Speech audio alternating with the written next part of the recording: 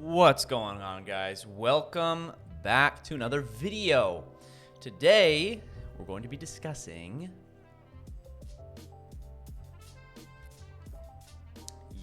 We're going to be discussing Options 101, Options Basics. We're headed back to basics.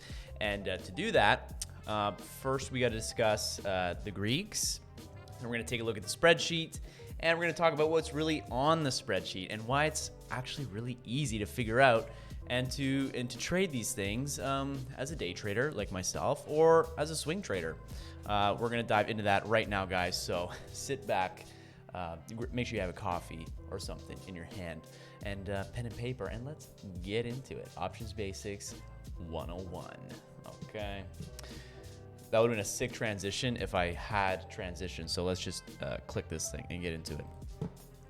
All right. So what you see before you is a tweet from my Twitter account, 100_1,000,000. By the way, guys, like, subscribe, and comment on the video, and share it. Share it as well. It really helps me out. I'd appreciate it. Let's talk about the options Greeks. Okay. And we're going to keep things simple. You know what I'm saying? Because they can get really complicated. You can really dive into these and just lose entirely of what you wanted to learn. So let's keep this simple. Delta, okay, is the change in premium as the stock price changes, okay?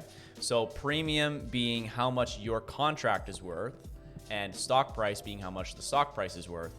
The delta is the change in your contract value as the stock price changes.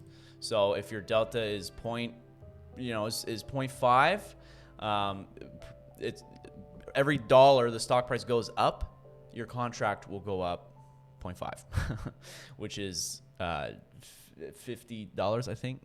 We'll get into that in a second. Theta, okay, is time decay, essentially. So think of theta as like your contract is like a precious piece of fruit that is just getting oh so close to that expiry date, or like a bag of milk, or sorry, I'm in Canada, my bad, a jug of milk. That's weird. Premium decreases as time moves on. All right.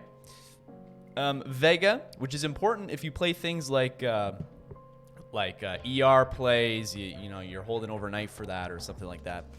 Or if it's a really popular stock, let's say it's like all over the news, Vega is going to be very high. Your implied volatility, okay? That is how much your option is expected to actually move, all right? And they price that in to just kind of screw you a little bit because a high IV can collapse on you. And that's what happens when you play an ER play, an earnings play, and you're guessing that Apple's going to beat earnings, right? And you're correct, and they do beat earnings, but then the next day comes and you don't make any money, even though the stock went up. That's because your IV was probably really high when you bought the contract and it collapsed.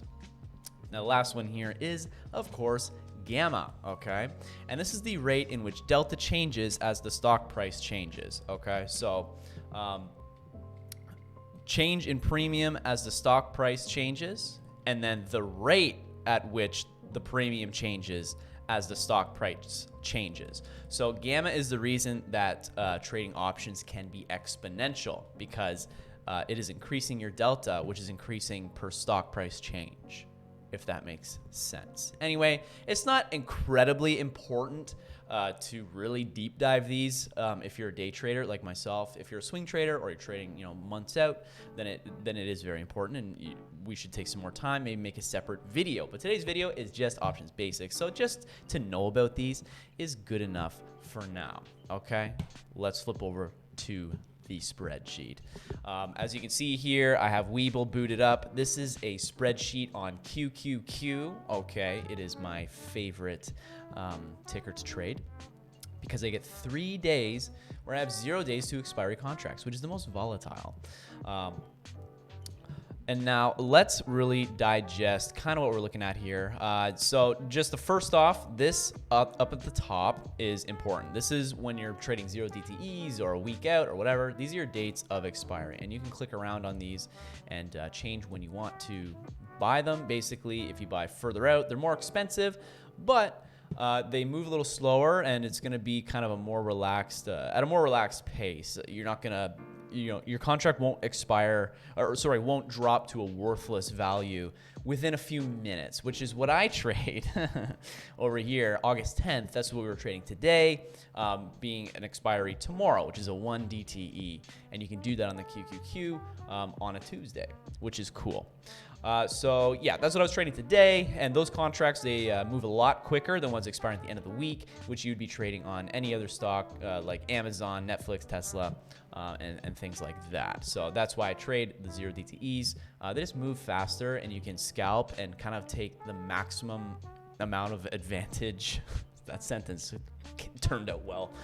You can take the maximum amount of advantage of a price change to make the most amount of money as quickly as possible. You're in and you're out. And it's really great if you're a day trader at work as well, because you can maybe take a trade for like 15 minutes, which is nice.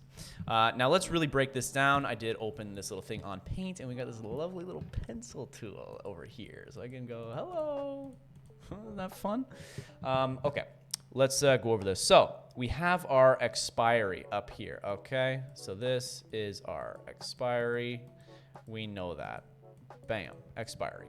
Now, the strike, okay? This is not as important as the bid and the ask, but it is important just for identifying, what you're buying and if you want to describe that. But at the end of the day, you're kind of looking at the price, and it doesn't matter that much, right? So the strike basically means that is the price that I'm betting on the stock reaching, okay? So if I'm buying, if I'm down here, right? Another quick thing, anything on Webull that is blue like this is considered in the money. Anything that is gray like this is considered out of the money. So this is ITM. You'll see that everywhere. And this is out of the money, OTM. And what does that mean? In the money basically means the stock is that price or greater, in the direction being calls going up and puts going down. So the stock price, let's say, what is this, 318, 317. Let's say, okay, this is calls over here.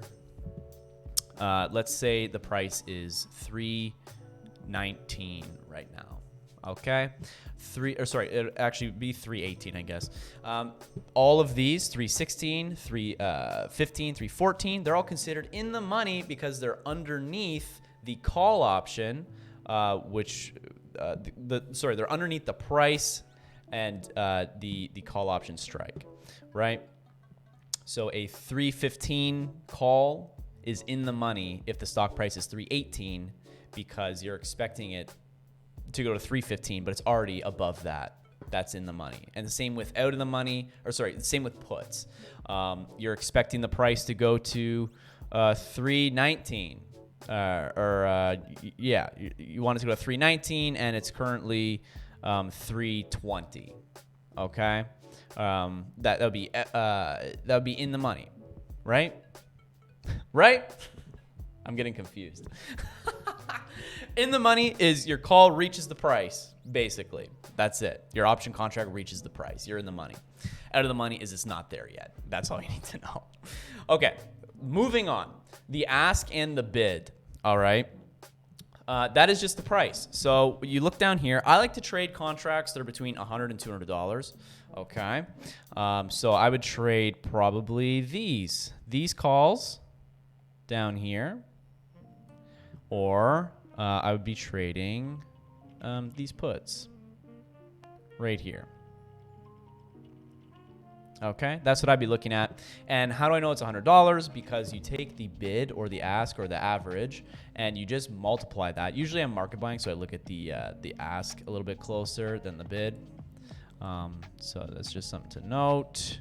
I'm usually buying market, so I will look over here, and I'll go, okay, 150. How much is that? Well, you do a simple math calculation and you just multiply it by 100 because an options contract is basically a written contract that you are entitled to 100 shares of that equity. Now, oh no, it expires. Do I have to buy all those shares? No. Usually the default setting in a broker is that you don't have to buy the shares. What happens is your contract expires worthless and you just lose all the money invested. Okay, and that's how you place your risk. You buy just one contract at 150. You're only risking $150, and that's just going to expire, and you'll lose that $150. Now, you can switch that, I think in a margin account. You can change that if you'd like to and switch it so that when it expires, you buy 100 shares if you want to for some reason, and you have a lot of money. But typically, the option will expire, and you don't need to worry about it. If you are worried about that, just check with your broker. You can ask them. There's customer service. Yeah, that's about it. So I'm looking for $100 to $200. Everything else here, I don't look at as much. Implied volatility, this is really good. So 47%. Anything above 100, I don't really like all too much, especially when it gets to like the 200, then it's like do not touch. Okay, that's what I'll tell you about that. And then open interest and volume, you just want to make sure that there's somewhat large numbers here. Like 43,000 is fine, 1,400 is fine. When it gets down below like 100 open interest and like 100 volume, then I'd be a little scared, because what can happen is, and this happens if you go too far out of the money, right? If we flip over to Webull again and you scroll way down here, you're gonna see contracts for $2. Wow, it's so cheap. Okay, but if you're wrong and you bought a ton of these because they're $2, no one's going to buy them from you. And that's one thing you need to worry about with shares as well, is will anyone buy these shares? What's the volume like? So you can check the volume right here on the spreadsheet, okay? Now, let's recap a little bit of what we covered, and we'll wrap it up there. Nice and easy, okay? Once again, the delta is the change in premium as the stock price changes. Theta is time decay. Premium decreases as the time moves on. Premium, by the way, is the bid and the ask of the contract. This is your premium right here. Okay, it's just the price of the contract. Very, very simple.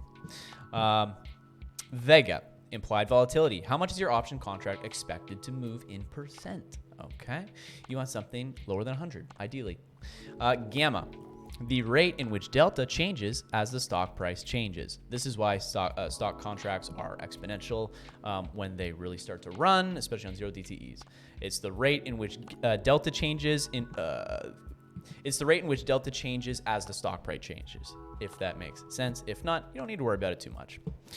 Then we covered the strike, which is basically what you're saying the stock will go to, up or down, depending on if you're buying calls. Obviously, calls is the stock price will move up, you think. And puts is you think the stock price will move down. Okay, these are your bid and ask right here. I look for stuff between $100 and $200 if I'm trading closest to expiry. These are your expiries along the top. The W just means they're weeklies, I believe. It doesn't really matter. You're mostly looking at the actual expiry dates. Okay, the further out you go in expiry, the more expensive the contracts. All right, in the money is when your call basically goes in the money. If the price is $300 and you bought 310 calls, once the price goes above 310, you are in the money. If you bought 305 puts and the stock price is 310, if that stock price goes below 305, puts go down, you are in the money. Okay, very simple. Implied volatility right here. Okay, that's implied volatility. How much the contract is expected to move. It's expected to move 45%. Cool. Doesn't really mean a whole lot other than you just want it to be below 100 ideally. Okay, your open interest and your volume. Is there liquidity? Liquidity is volume. Volume is liquidity. Simple as that. You want people to buy your contracts when you're ready to sell them. Okay? And that is essentially it. For me personally, what I'm looking for to buy as a day trader who day trades from their job is I'm looking for the closest date to expiry because they move the fastest, and I can have an average trade time of 15 minutes. So I'm looking for the closest expiry. I'm looking for something like $100 to $200, which usually puts me out of the money, okay? And then you can check out my entries and exit videos on when I like to sell out of those contracts, usually on a premium push. For more information, check out my last video, how to enter and exit like a pro. And yeah, that's about it. I don't think there's much more to it. Don't buy anything with crazy high IV. Usually that's on like the popular stocks like GME and AMZ and any ER play. That's about it, guys. Thank you so much for joining me. I really appreciate it. I hope I kept it simple. I think I lost myself there in the middle, but I think I recapped it quite nicely here for you guys at the end, okay? So have a great afternoon, and I will be dropping videos from now on this channel, Tuesdays and Sundays. Yes, sir. So look out for them then. A video coming this Sunday, guys. You'll have to wait and see what it's going to be on. I love you. I appreciate you. Make sure you like, subscribe, comment on this video, and check me out over on Twitch, 100_1million. Yeah, lots of cool stuff coming out. Stay tuned, guys, and we'll catch you in the next one. 100 out.